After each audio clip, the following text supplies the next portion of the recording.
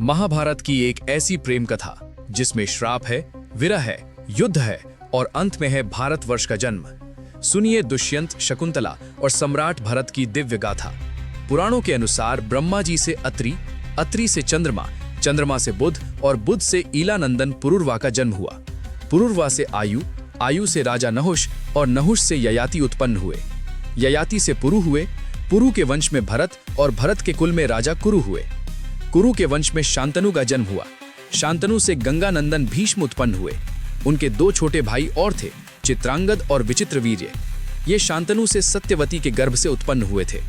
शांतनु के स्वर्ग लोक चले जाने पर भीष्म ने अविवाहित रहकर अपने भाई विचित्रवीर्य के राज्य का पालन किया। भीष्म महाभारत के प्रमुख पात्रों में से एक हैं। ये महाराजा शांतनु के पुत्र थे। अपने पिता को दिए गए वचन के कारण इन्होंने आजीवन ब्रह्मचर्य का व्रत लिया था। इन्हें इच्छा मृत्यु का वरदान प्राप्त था। एक बार हस्तिनापुर नरेश दुष्यंत आखेट खेलने वन में गए। जिस वन में वे शिकार के लिए गए थे, उसी वन में कण्व ऋषि का आश्रम था। कण्व ऋषि के दर्शन करने के लिए महाराज दुष्यंत उनके आश्रम पहुंच गए। पुकार लगाने पर एक अति लावण्यमयी कन्या ने आश्रम से निकलकर कहा, हे राजन, महर्षि तो तीर्थ यात्रा पर गए हैं, किंतु आपका इस आश्रम में स्वागत है। उस कन्या को देखकर महाराज दुष्यंत ने पूछा, बालिके, आप कौन हैं? बालिका ने कहा, मेरा नाम शकुंतला है और मैं कण्व ऋषि की पुत्री हूँ। उस कन्या की बात सुनकर महाराज दुष्यंत आश्चर्यचकित होकर बोले, महर्षि तो आजन्म ब्रह्मचारी हैं, फिर आप उनकी पुत्री कैसे हुई? उनके इस प्रश्न के उत्तर में शकुंतला ने कहा, वास्तव में मेरे माता पिता मेनका और विश्वामित्र हैं। मेरी माता ने मेरे जन्म होते ही मुझे वन में छोड़ दिया था, जहाँ पर शकुंत नामक पक्षी ने मेरी रक्षा की, इसीलिए मेरा नाम शकुंतला पड़ा। उसके बाद कण्व ऋषि की दृष्टि मुझ पर पड़ी और वे मुझे अपने आश्रम में ले आए। उन्होंने ही मेरा भरण पोषण किया।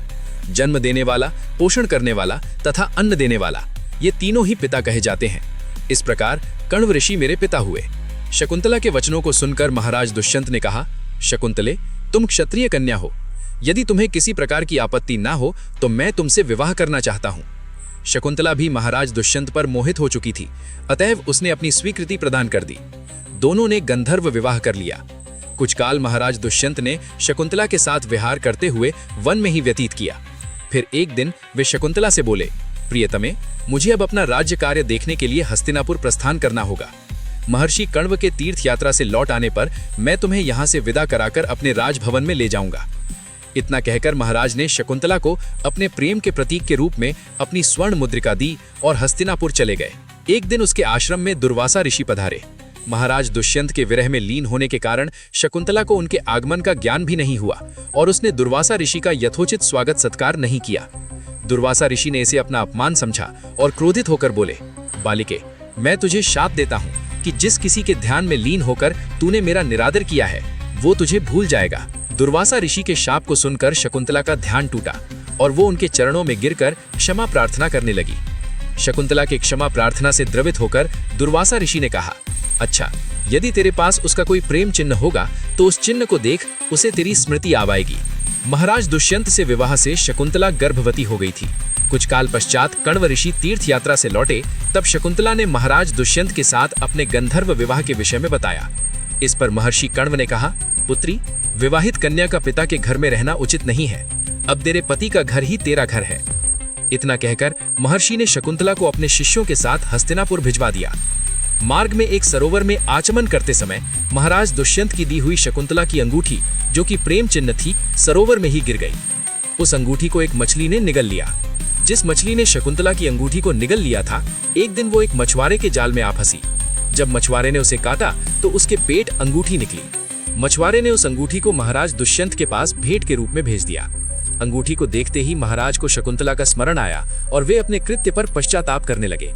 महाराज ने शकुंतला को बहुत ढूंढवाया, किंतु उसका पता नहीं चला। कुछ दिनों के बाद देवराज इंद्र के निमंत्रण पाकर देवासुर संग्राम में उनकी सहायता करने के लिए महाराज दुष्यंत इंद्र की नगरी अमरावती गए।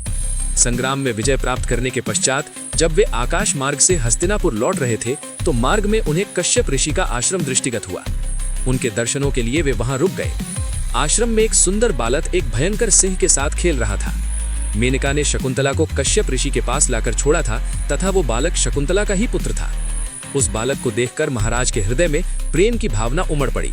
वे उसे गोद में उठाने के लिए आगे बढ़े तो शकुंतला की सखी चिल्लाई उठी, हे भद्र पुरुष, आप इस बालक को ना छुएं। अन्यथा उसकी भुजा में बंधा काला डोरा सांप बनकर आपको डस लेगा। ये सुनकर भी दुष्यंत स्वयं को न रोक सके और बालक को अपने गोद में उठा लिया। अब सखी ने आश्चर्य से देखा कि बालक के भुजा में बंधा काला डोरा पृथ्वी पर गिर गया है। सखी को ज्ञात था कि बालक को जब कभी भी उसका पिता अपने गोद में लेगा, वो काला डोरा पृथ्वी पर गिर जाएगा। सखी प्रसन्न होकर समस्त वृतांत शकुंतला को सुनाया। शकुंतला महाराज दुष्यंत के पास आई। महाराज ने शकुंतला को पहचान लिया।